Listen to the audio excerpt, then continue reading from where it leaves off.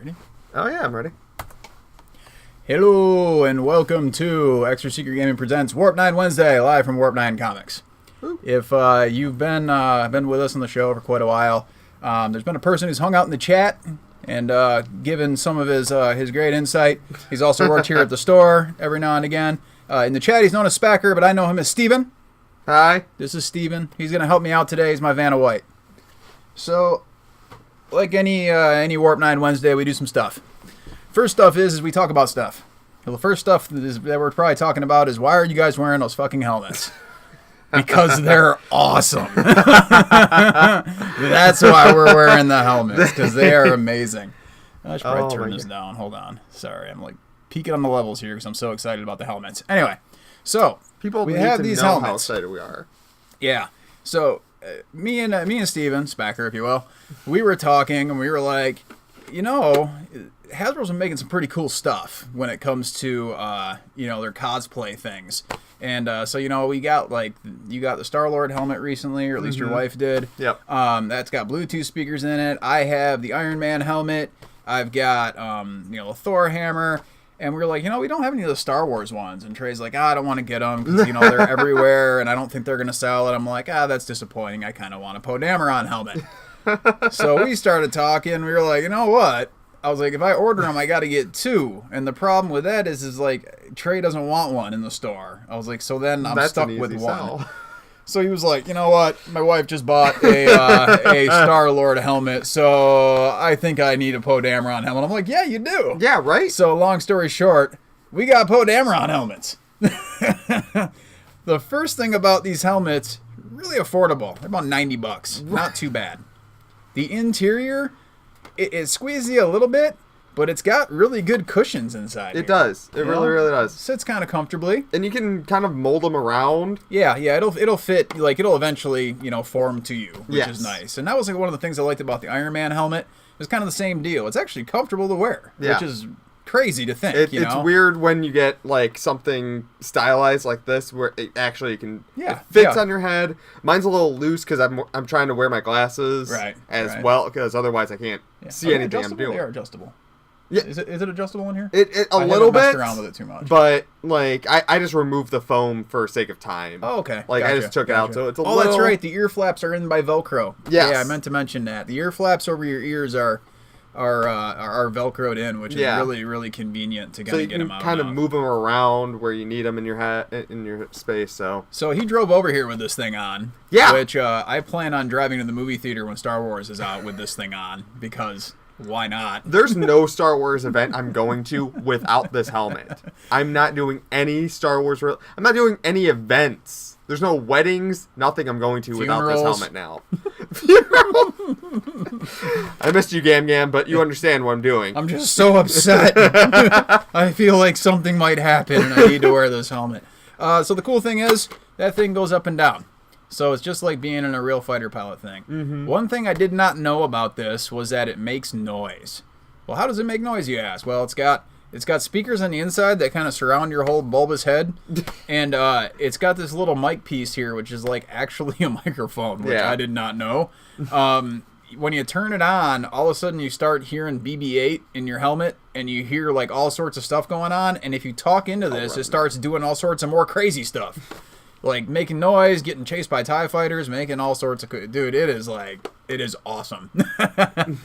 And I don't suggest this for kids because fuck those little shits, man. They got everything. Get your own thing. Get your own helmet. I'm pretty sure I just blew out the mic with that, sort of. Yeah, dude, it's loud. I probably can't hear it from No, I can't hear anything. So yeah, Black Series helmet, $90. Like I said, unfortunately we don't currently have them stock here. But if you do want one, I'll order you one. Just get one for a friend because I gotta order two. What do you think? Well worth the money? Oh yeah, absolutely. Yeah. And for the quality that it is, I could actually bang my head up against something. This could actually function as a helmet. Yeah, I mean, I wouldn't suggest riding a motorcycle with it on. No, but for cosplay purposes, for just hanging out purposes, I played Destiny 2 yesterday in my helmet because I wanted to be a space pilot, with this on because it just felt right. It felt natural for me. There you go. There you go. Be a space pilot. Be like Spacker. Be a space pilot. It does get a little warm in here though. I'm not gonna lie. Oh yeah. So yeah, Black Series space helmet. The thing is about this that I hope that they did a Poe Dameron. I'm kind of hoping they do a Luke X-wing. Ooh. You know what I mean? Like they do like a Luke X-wing. I know those were a little more basic, but I still think it'd be pretty cool.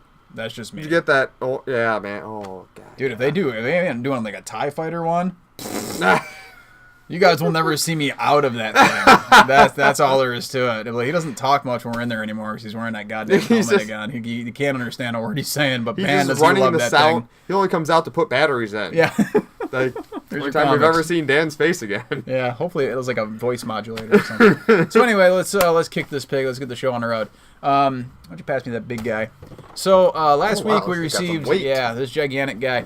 We'll have to kind of tip it a little bit like that. So it is the Incredible Hulk from the Marvel Legends line. It's from the Gigano line, as I like to call them. This one's a little bit bigger. They started doing some bigger ones from Hasbro. Last year they did Captain America, Iron Man, and Spider-Man. They didn't sell real well, so I was kind of surprised that they decided to do another one. But they did Thor and Hulk. We didn't do the Thors because Trey's real apprehensive on these right now because they just didn't sell well. But we did have somebody request a Hulk, so we were like, you know what? Let's get another Hulk. Why not? So, really cool. Really gigantic Hulk. It's what, 65?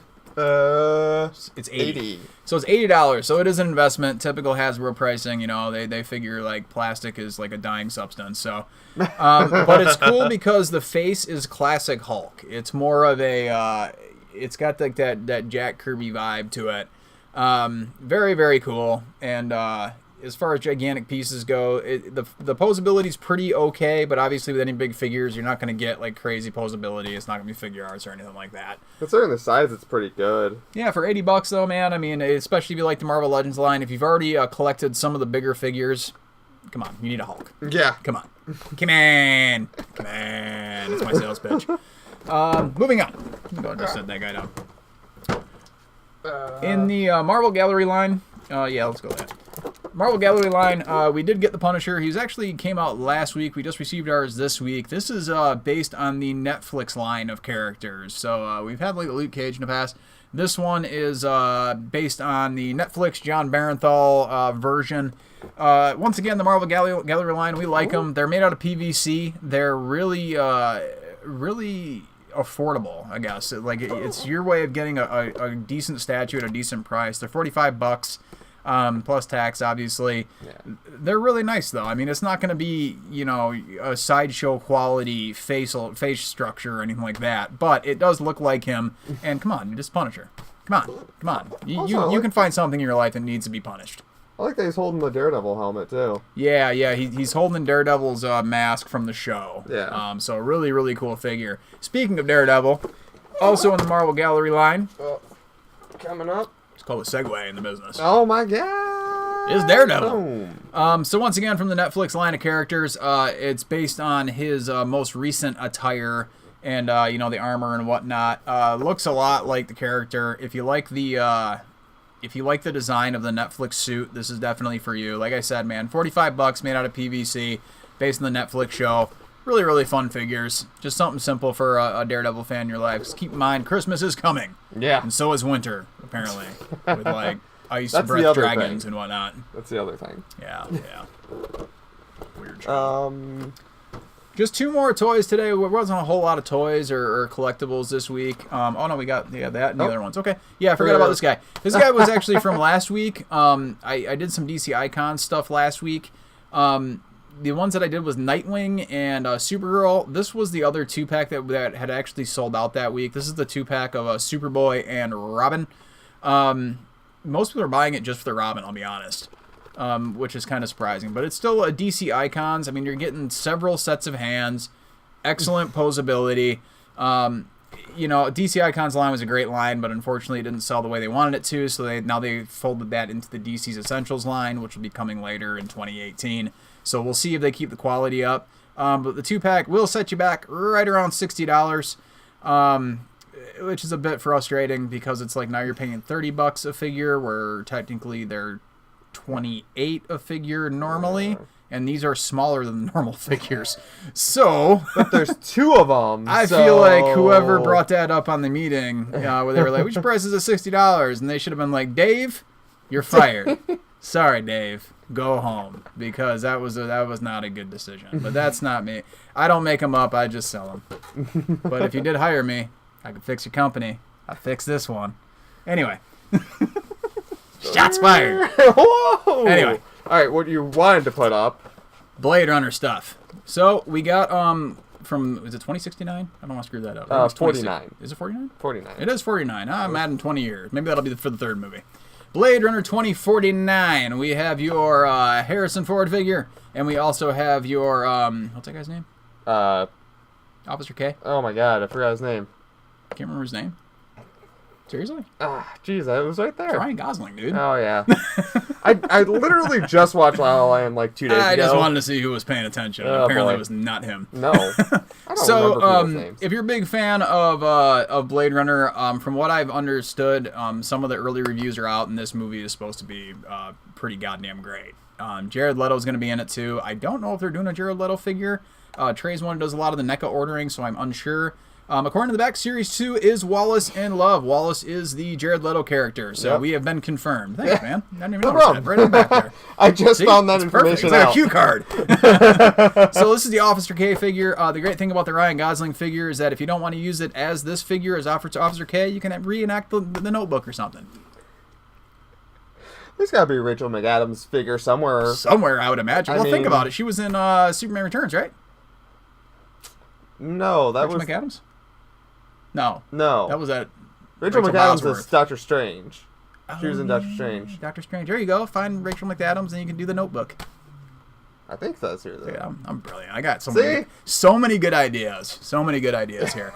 So yeah, these will set you back just about $20 a piece. The NECA stuff we get directly from NECA, so we're able to keep the cost down, which is super sweet, and pass the savings on to you. So hopefully this movie's going to be as good as everyone thinks it is. It's going to be pretty amazing, though. I just I got a good feeling about this one. I got a good feeling. Right, comes out what, this week? Next week? Soon-ish. Real soon. Soon-ish. I've heard, yeah. Very soon-ish. So I guess we'll go on to some comic book stuff. All right, let's do that. Man, dude, this thing is hot. I'm getting hot in here. Very hot in here. It's like Nelly up in this bitch. I might start stripping. Oh. I'm not going to take off my helmet, but I'll take off my my shirt.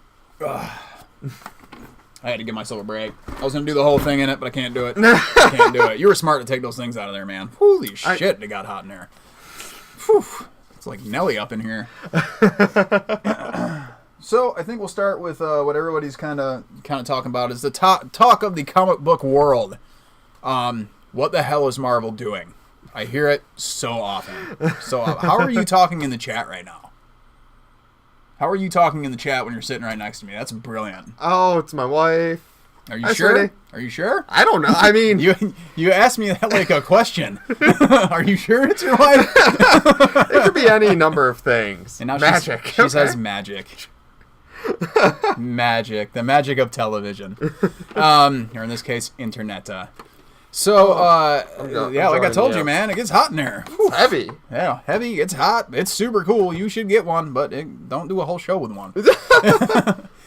So anyway, the big question I get a lot of times is like, Marvel sucks, Marvel this, Marvel that.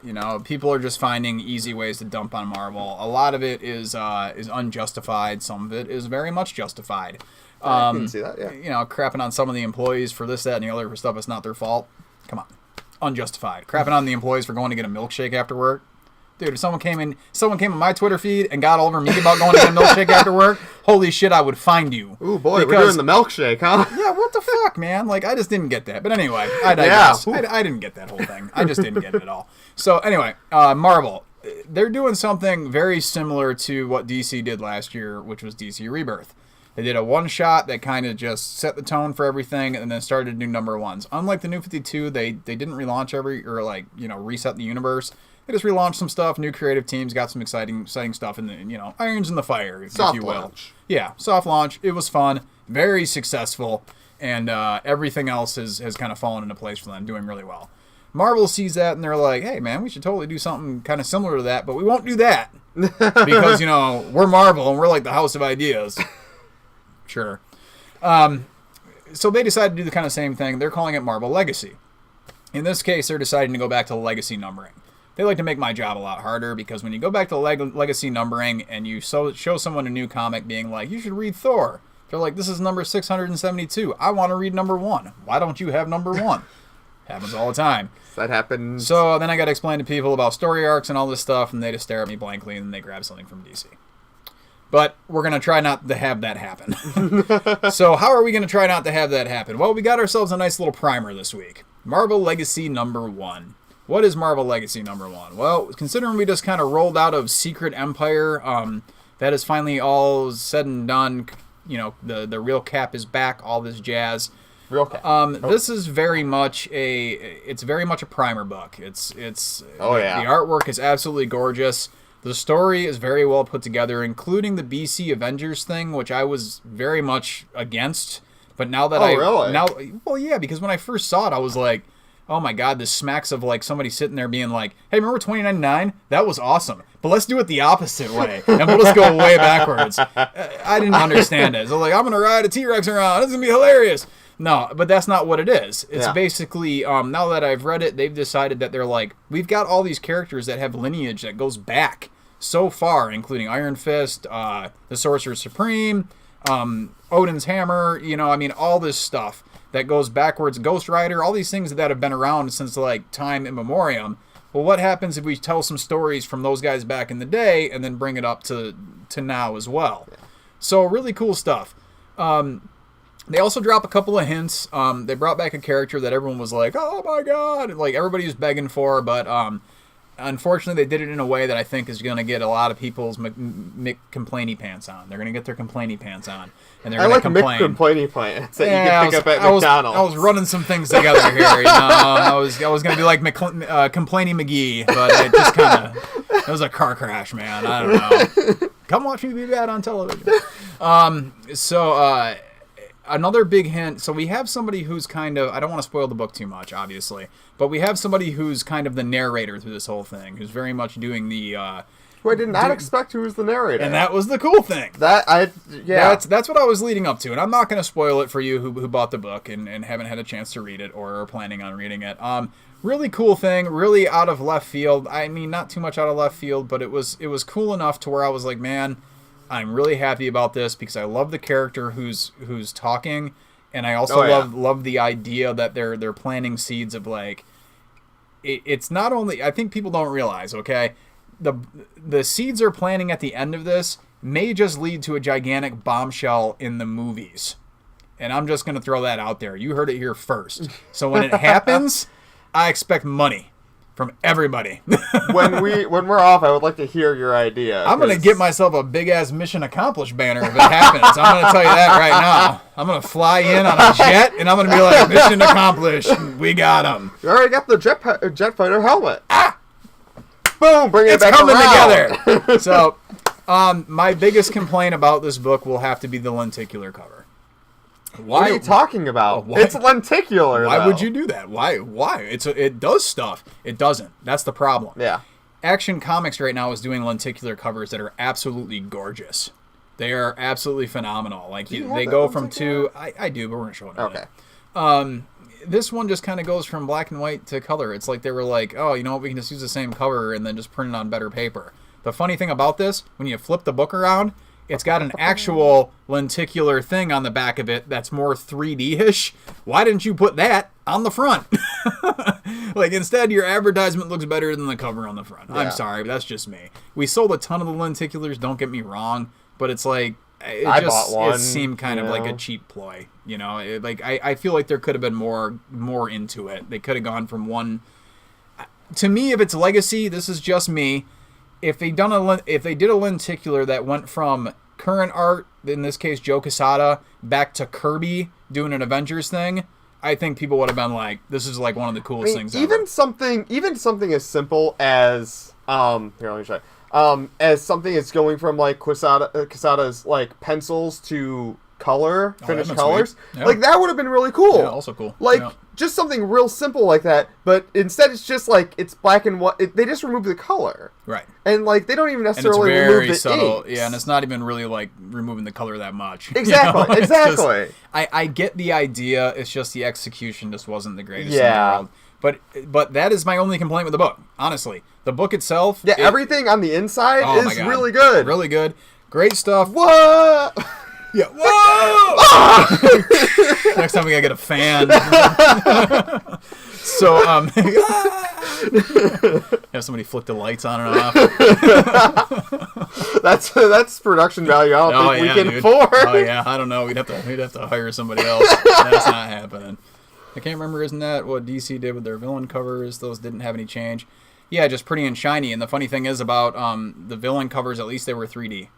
They weren't like real lenticulars. They were more meant to be kind of like 3D back, where this was more of like a changing lenticular. So it's quibbles, I know. But if you don't care about covers at all, myself included, the thing I love this book because, for one, you can tell they put a lot of thought into it. Jason Aaron is exceptionally gifted, and especially when it comes to big stories, the guy really knocks it out of the park. Not bad for a guy from Alabama. And I'm still never Roll Tide. I will never forgive him for signing Roll Tide in the middle of my Southern Bastards hardcover. I wasn't there. Trey got it signed for me, so it came back Roll Tide. I'm like, well, I have to burn this now. That's fun. Oh my god! Yeah, I will keep it forever. Don't worry, because Jason Latour signed it too. So I was like, and he wrote a little sketch inside there. It was cool. Yeah, I wasn't even there. He did that for me. It was really nice of him. We got some questions. Lots of questions. Oh wow! It's a shame Marvel missed an opportunity for special cover. Yeah, dude. But honestly, their variants were actually exceptionally good this week. They had a few different ones. The Dodson cover was really, really good. That's just the black and white. I didn't bring any other ones up. Yeah, here. That's just the black and white of the Dodson cover. It's a Mary Jane cover. Really, really nice. The Ross cover obviously was very, very good. Those sold almost immediately. Because it's Alex Ross doing big Marvel stuff. Everybody loves it, It's a great book. It drops a lot of hints about what they want to do going forward. Asad Ribic is at the top of his game once again. Continues to be one of my favorite artists. And then he had some help. That dude brings it every time, dude. He brings it especially every time. Remember his Thor stuff? Yeah.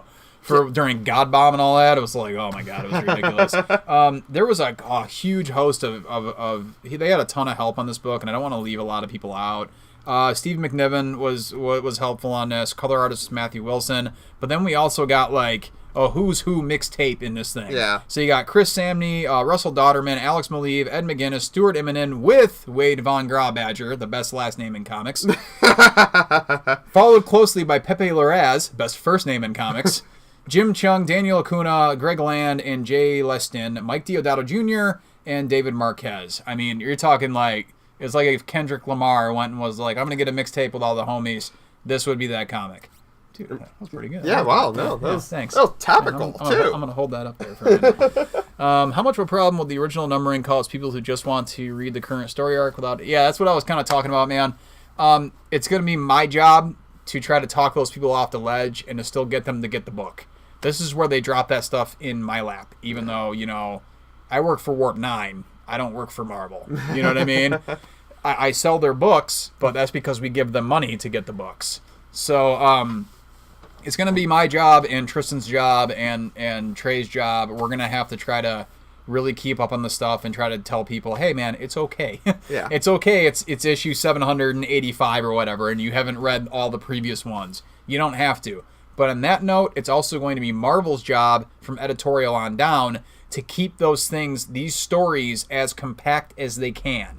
And by that, I mean they need to be able to, okay, this person didn't read this last story arc. That's going to be okay. We're not going to mention too much in it. I don't want to see little notes from like helpful Andy in editorial or helpful Dave in lettering or some shit. I don't want to see that at the bottom. I used to hate that when I was a kid. Like, oh, this happened way back and blah, blah, blah. Wink, wink. Dude, that's bullshit. Those went away for a long time. But I've been seeing them come back. Yes.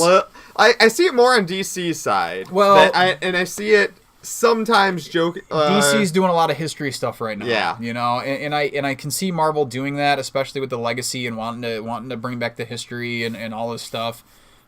But it's just it's frustrating, you know, because there's going to be a lot of people who want to check out new Marvel stuff because they're going to have a counter monkey like me behind a counter being like, hey, remember DC Rebirth? You like that, right? Marvel's doing the same thing. Check this out. But, you know, there's been a lot of trust that's been broken on Marvel, so we're going to have to see, you know. I hope you're recording this for YouTube because I got to go soon. Yeah, I'm recording it for YouTube, man. I remembered this time. Woo! It's Extra Secret Gaming on YouTube. It might take you a minute to find. Just type in Warp 9 Wednesday or Warp 9 Comics. It should pop up right away. I'll have it uploaded by the end of the day on Friday because it takes forever to upload that thing. So anyway, we're going to move on. I hope, Marvel Legacy, seriously, give it a shot. I know it's an expensive book, which I also thought was a horrible idea. Oh, wow, yeah. You're trying to gain people back. Don't charge $6 for the book. But lenticular covers. I don't care. They should have been like, hey guys, we're really sorry about not having books that you've been enjoying. I've been enjoying a lot of the Marvel stuff, but a lot of people don't. Lenticular covers. Dude, lenticular cover, and they dropped the price to $2.99 on the DC side.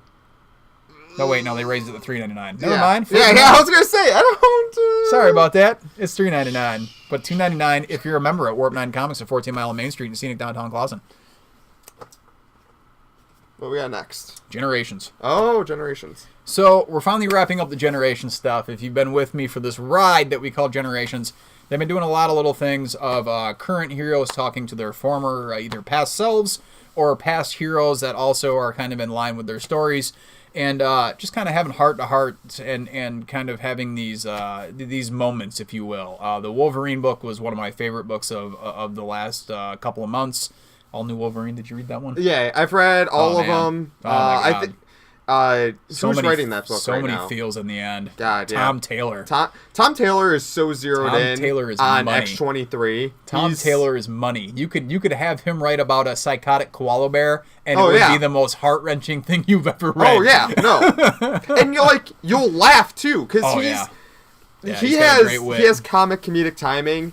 Down to down to the beat. He knows how to do it. He's written the best Harley I think I've ever read. I agree with that. Harley in Injustice. Yeah. That's who she is. Next to Dini, Tom Taylor needs to be writing that book next. Yeah. I'm just saying. I know Palmiotti and Connor have been on that book forever, but if they ever need someone else to do it, Tom Taylor's the guy. I would pick up Harley again. I would too. If Tom Taylor was back on. Like I said, the guy can write everything. He's writing. He just wrapped up Justice League Power Rangers, and that was freaking great. That was way better. That was way better than it should have been. It was a Power Rangers Justice League crossover, and that was. Oh, it was great. It was absolutely great. So.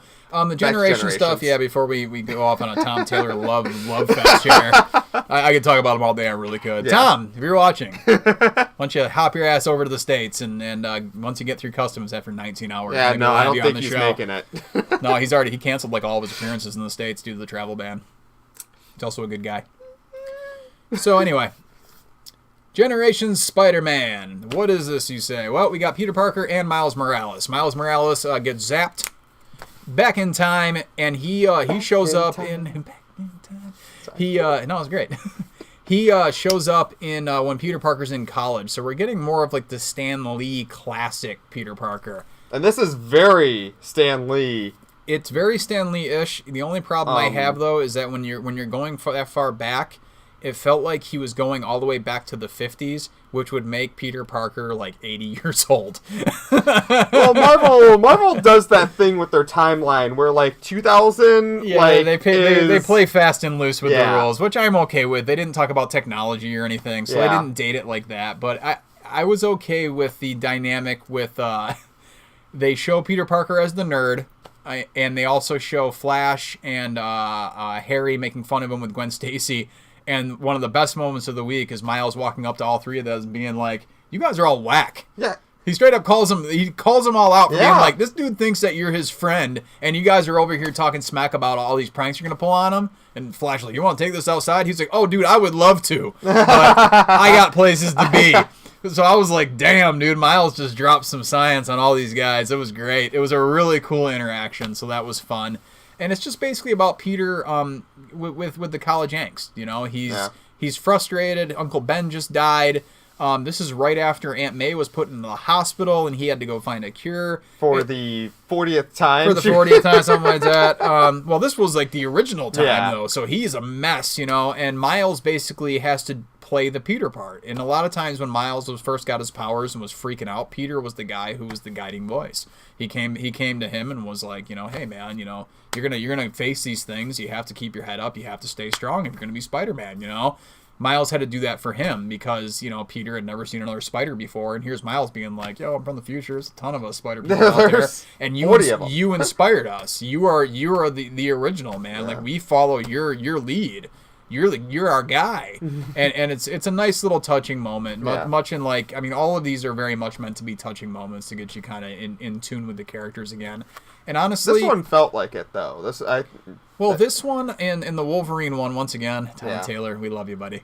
Yeah. The ending of the Wolverine one was like, that one was brutal. That one was really brutal. It was great. It was great because it felt so in tune with Logan. Yeah. It felt right in with that movie, and it was like, oh my god. Yeah, absolutely. and the dynamic between X-23 and Wolverine is just was so great. But this is very similar. You've got Peter basically playing the uncle, but the roles are reversed. So, great book if you're a Spider-Man fan, if you like just classic Spider-Man, or if you just want to kind of a glimpse into Miles and Peter's relationship and how Miles views it. It's a great book.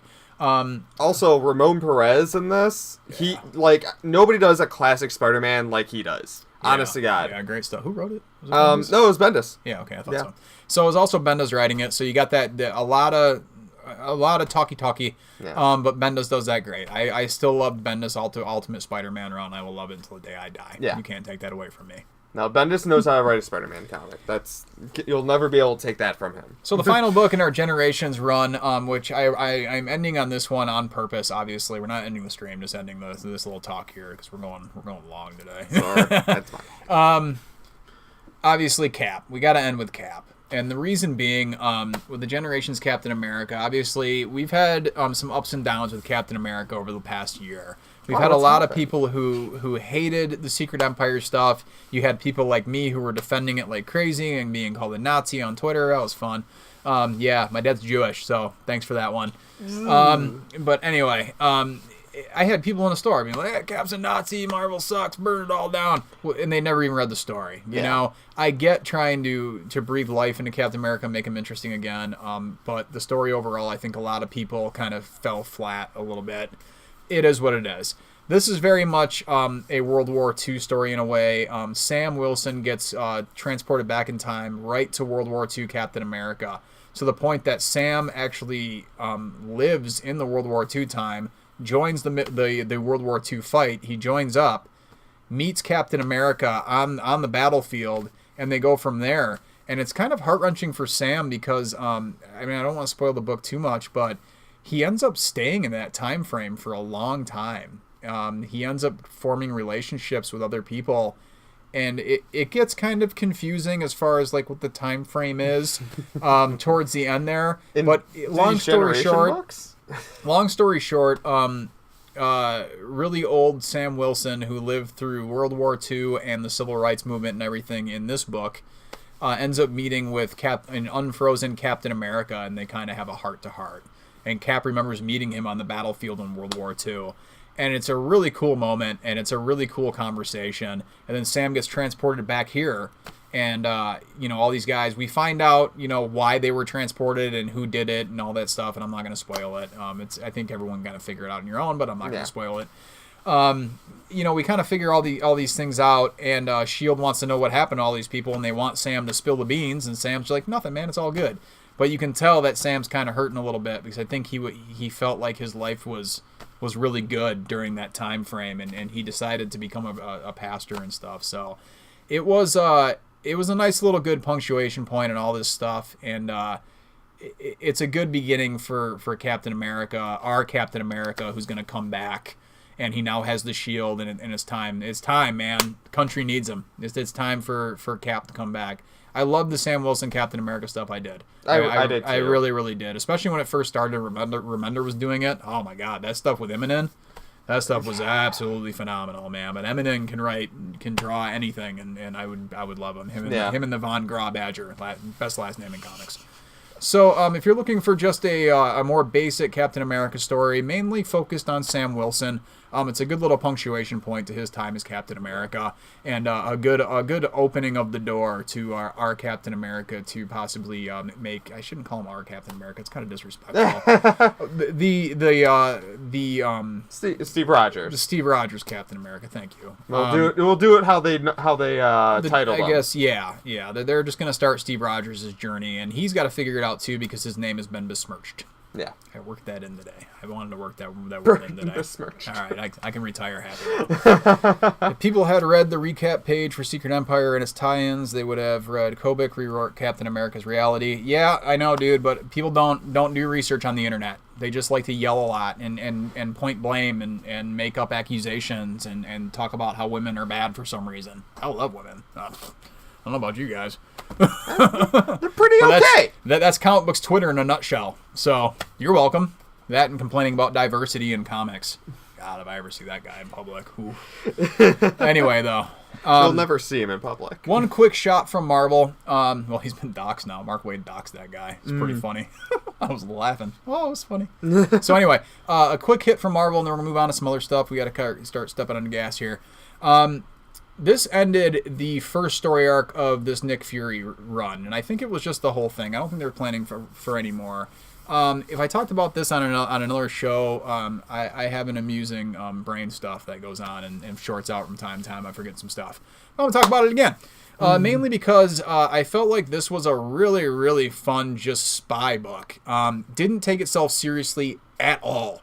Very colorful stuff, colorful villains, crazy gadgets, and ton of splash pages. Ton of splash pages, and each story was just kind of self-contained. You could just read them whenever. I mean, it very much, you don't have to read them in order if you don't want to.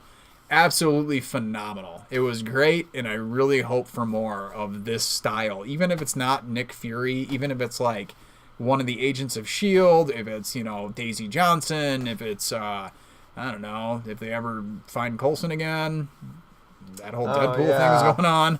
That's been really cool. I just found that out in Legacy. Dude, that Deadpool, I'm telling you, I was telling these guys on a couple of Warp 9 Wednesdays, Deadpool was probably the best book throughout Secret Empire. And that's coming from a guy who's not a Deadpool fan. Yeah, no, I'm not. I don't really care for the book, but man, dude, they were writing some stuff. Wow. They were writing some great stuff. So Deadpool, that's one you guys should look out for in the future because they're about to deconstruct that character big time because he's the most wanted man in America now. So, but anyway, Nick Fury. I'm gonna see if I got enough to put together some sets. I should have some sets in the store. You can check them out. Otherwise, check out the trade when it comes out in the future. But I just want to do a quick hit. It's really colorful. It's really fun. You should check it out. I've seen a few issues. They are really good. The art in here is great. All right. Another big book that people are gonna tackle this one? Really, really, really into. And I gotta say, DC, you are 2 for 2. You are quickly becoming Dan's favorite publisher. Well, you already are, but Oh boy. You gotta, for sake of appearances. We got Batman, the Murder Machine. Which I think is the title of Judas Priest's new album. Yes, very much so. Batman the Murder Machine. The funny thing about this book, when we first took it out of the box and we saw the cover, we were like, oh, God. It's got a ridiculous cover. I'm sorry, but this whole, him standing on top of this thing that's got his own skull face and he's riding the top of that thing and it's like, shout at the devil! It's out of control. But if you get past the cover... With that said... The cover's a bit of a red herring. Because the interior of this book is one of the creepiest things you will ever read from the Batman mythos. I'm telling you. It's this whole thing where the villains try to torture Alfred to get, more information on Batman. And Alfred, in traditional Alfred style, is like, I'm English. He gives up nothing. And he ends up dying for it. And it triggers something called the Alfred Protocol, and it goes from there. I will not tell you any more about this book. It is terrifying about what happens, and all these things go wrong, and it's just, it's Bruce at his worst once again. People have been complaining. I've heard some complaints about, I don't want to see bad Batman all the time. They're one-shots, man. They're not ongoing series. They're one-shots, and honestly, if I was a writer and someone told me, hey, I want you to make a Cyborg Batman book mashup, but I want it to be evil. Like, you got to make it evil, but not like just him being like, I want to conquer the world. There's got to be something that sets that off. And man, they're hitting it so far, because they hit it with the Red Death last week, and they hit it out of the park with this one. I love the Red Death. This was better. It's creepy. It's steampunky. It's you read it, right? Yeah. I'll be honest. I was not very excited about the evil Batman mashups. I was very skeptical about that. I was not a big fan. I was like, so he's Justice League, but they're all Batmans, and they're all like, it seemed like a lot. Right. And then last week I read Red Death, and I fell in love with it. There you go. Because like there was so much cool stuff happening in there. There's a lot of honestly just good character stuff, and I believed everything that happened.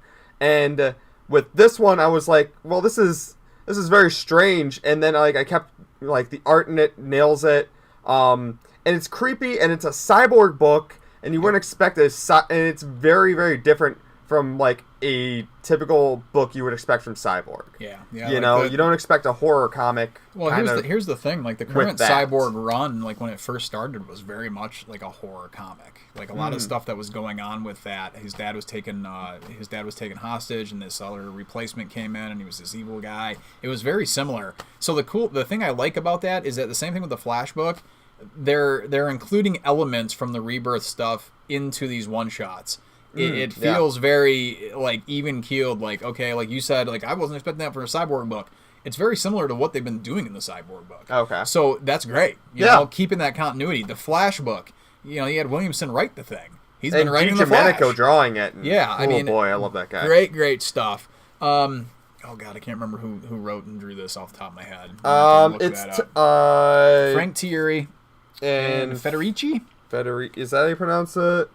Yeah, Ricardo Federici. Oh yeah, James Tynion and Frank Thierry. And Tynion co-wrote it. Yeah, James Tynion the fourth. So you also had the Batman side of things with Tynion, who obviously is the lead writer on the Detective Comics book, which is we're gonna talk about that in a minute, folks.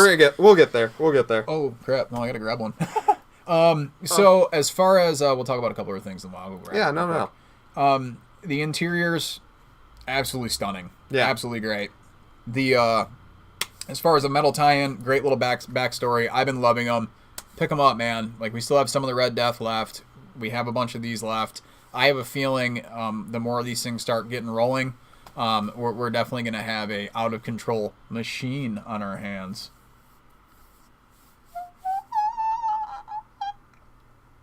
Anyway. Moving on. This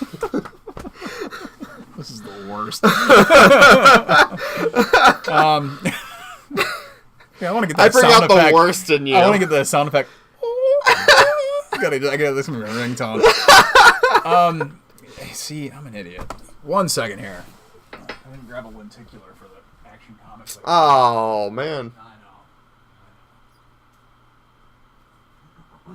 See, now we just got dead air. I don't know. I can't vamp. Yeah, you can't. I can't vamp. You don't know how to do this? Okay. Yeah, you gotta. When I podcast, I just hit pause. Are the metal tie-ins becoming more popular than the metal storyline? I feel like right now that might be the case. The two tie-ins for me have been more fun than the book. Okay. So for Marvel, remember we just talked about Dan's disappointment in the lenticular cover. That's because when you got this sitting next to it on the shelf, it's very hard to not be like, Marvel, you fumbled the ball on the goal line. You fumbled it on the goal line, and then you kicked it the other way about 90 yards down the field, and then your own guy jumped on it in the end zone, and it's a safety. That's how bad it is. Because this is absolutely stunning, man. This is so nice. Even for lenticular too, This is a great use of lenticular instead of just so good. A 3D effect. This is a really cool thing to do. And not only that, but think about the history of what you're looking at. This is literally the start of Superman. This is Kal-El and oh my God, I can't remember his wife's name. Lara. Or Jor-El. Sorry, Jor-El and is it Lara? Lara. Lara. Lara.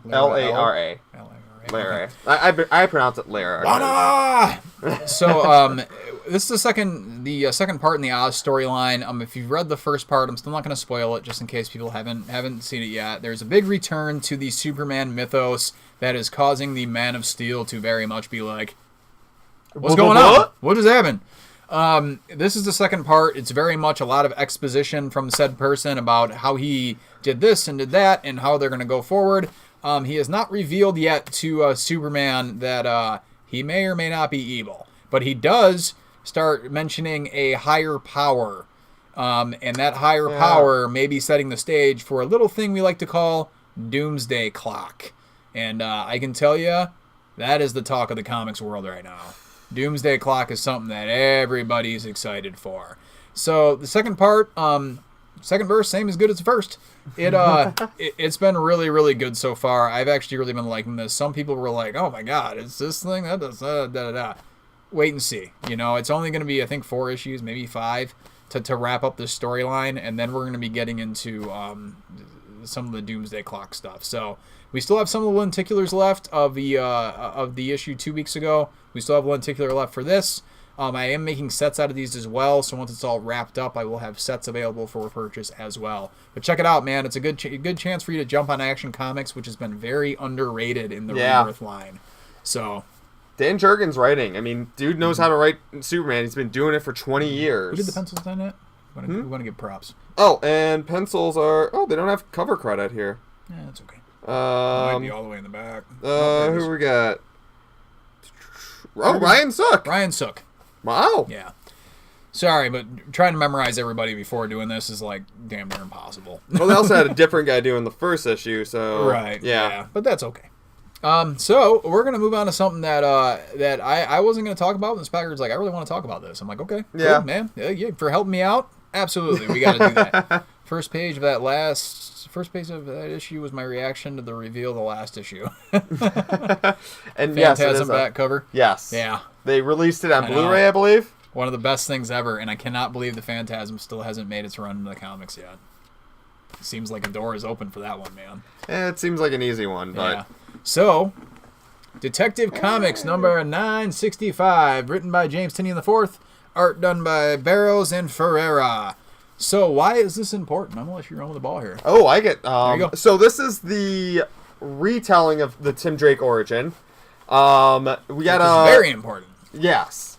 We got one when he was... it's much closer to what it was originally. New 52 kind of did away with that.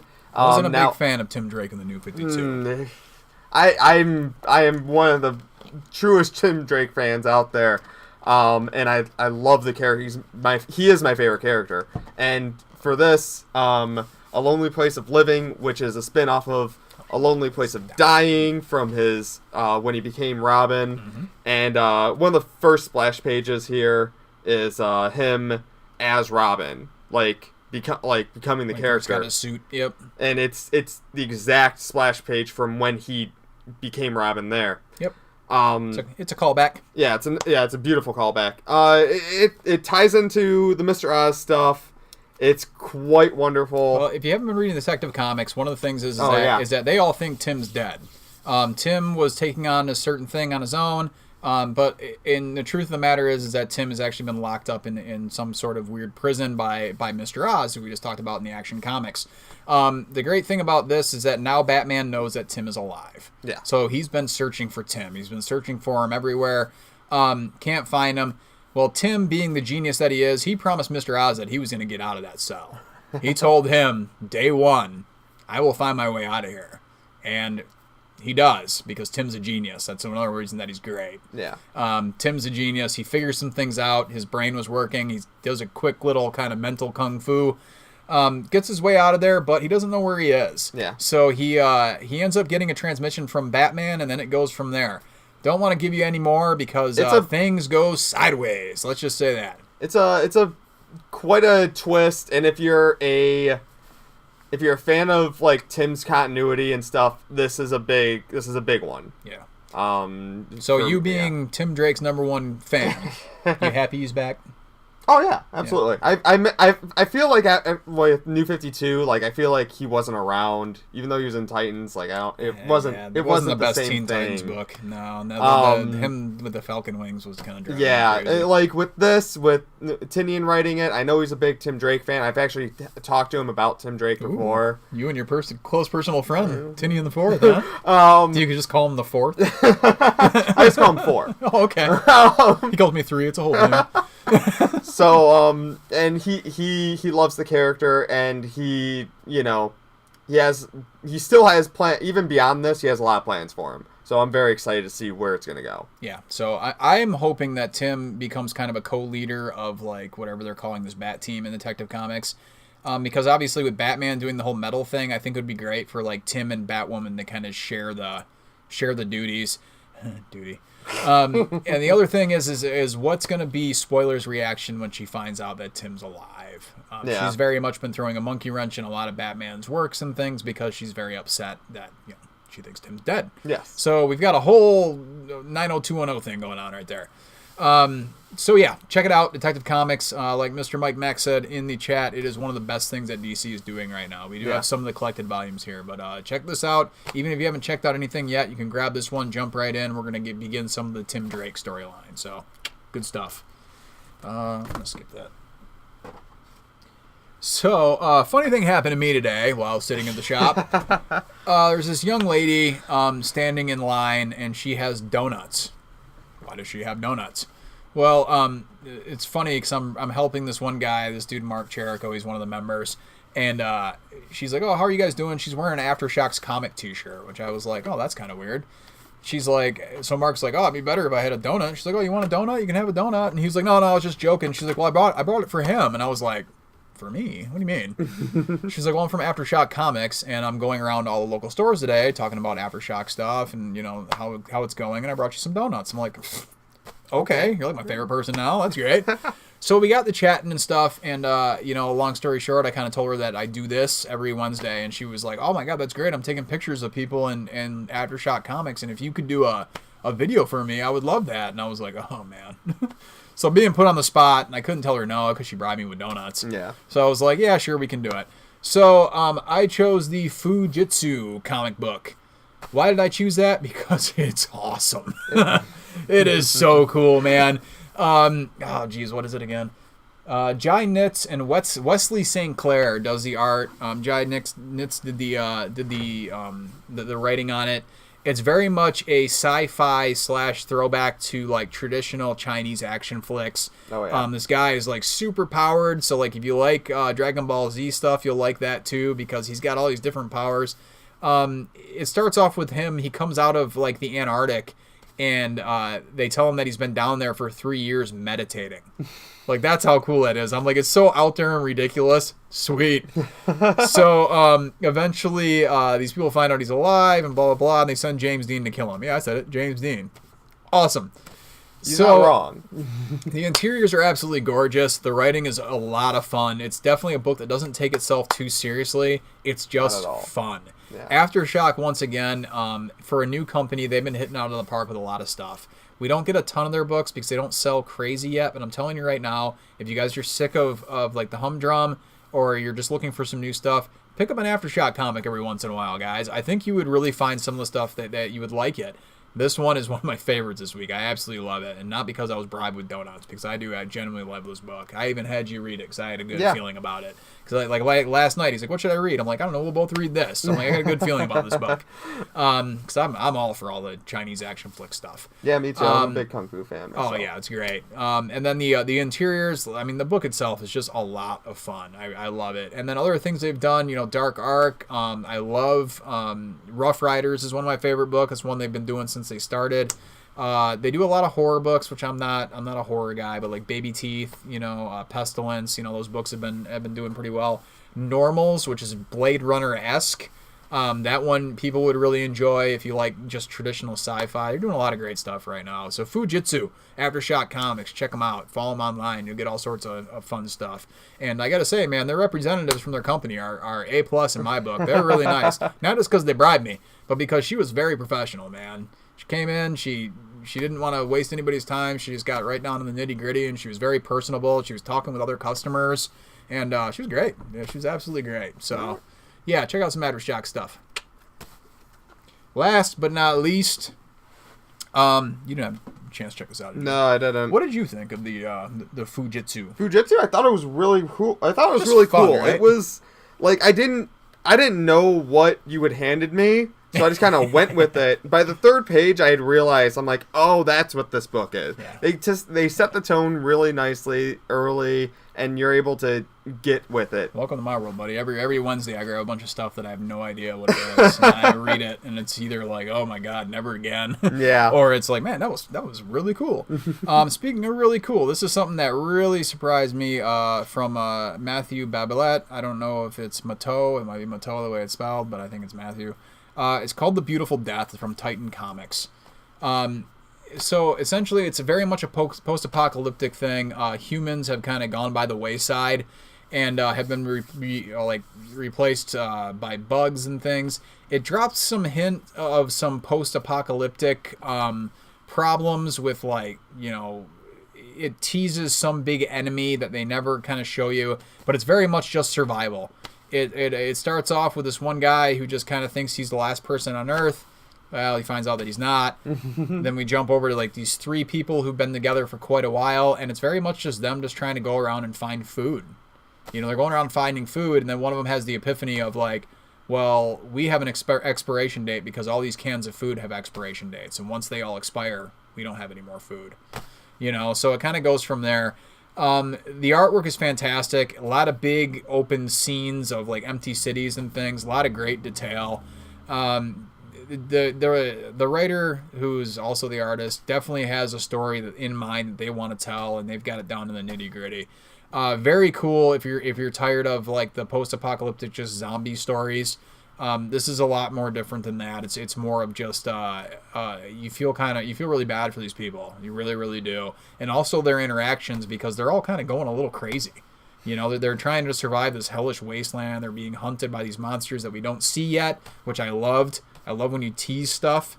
You know, keep them coming back. Don't give them everything at once. You know, it's a fun one. Like I said, from Titan Comics. The art in here is really good. Yeah, really, really solid book. We had only gotten a couple of them. This is our last one. I really wanted to put it on stream, so I kind of took it off the shelf for now. It'll be back on the shelf tomorrow. But check it out. I like kind of promoting at least some of the indie stuff on here. Obviously, I just put over Aftershock Comics big time because they brought me with donuts. But other than that, though, that is your Warp 9 Wednesday. Woo! It went a little long today, but sorry. Thank you for hanging out, brother. Appreciate it. Sitting in. So yeah, Warp 9 Wednesday. Obviously, we do this every Wednesday. Run down all sorts of fun stuff. I will be putting this on YouTube on Friday. It should be up by Friday night at the absolute latest. Tell your friends. Follow the Extra Secret Gaming YouTube channel. You can subscribe to that. Otherwise, Extra Secret Podcast. We do it bi-weekly. I'll be recording that on Sunday. It'll be up on Monday. Yeah, I got a lot of things going on. Jesus Christ. Man, you're hustling, that's for sure. Tell me about it. I wish it led to some money. But, yeah, we'll be doing that. If you got any questions for me, extrasecretgaming@gmail.com. Otherwise, extrasecretcast on Twitter. But that is it. As far as the last question there, has DC made any plans to try to tie in any of the series to Justice League being released in November? I have no idea. I haven't gone through previews. The new previews just came out this week. I'm assuming that we'll start seeing a little more because this previews is starting to get into Doomsday Clock a little more, so we'll start getting a little bit more of the meat and potatoes. Yeah. So I'm sure we'll start seeing some more stories and stuff. So, but that is it. That is Warp 9 Wednesday for the week of this week, 9/27. And jeez, I know, dude. It goes. So yeah, you got any parting thoughts, any words of wisdom? Have your pet spayed or neutered, anything like that? Well, I mean, that's always good advice. Have your pet spayed and neutered. No, I'm good. Thanks for stopping in, everyone. Oh jeez, I screwed this all up. Oh, sorry guys, I'm trying to find the goddamn countdown thing. There it is. Okay.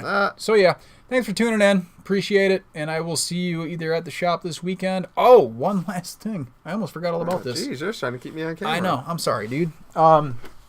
It's okay. I got this. I got to get this right. So this Friday, marks the 3-year anniversary from when Trey bought the store. Holy crap. Is it already 3 years? It's been 3 years, yeah. What? So we are going to have a sale starting tomorrow all the way till Sunday. Be $5 off Marvel and Diamond Select figures. So any of the Marvel Legends figures, $5 off. Diamond Select figures, $5 off. Star Wars Black Series, $5 off. Pops are $3 off. Transformers is 15% off on the new ones only. And then 30% off backstock. So if you're trying to fill more holes in your life, you can fill holes with 30% off backstock. So anyway, what I'm supposed to be doing? Fill your holes, buddy. Fill your holes. Ooh.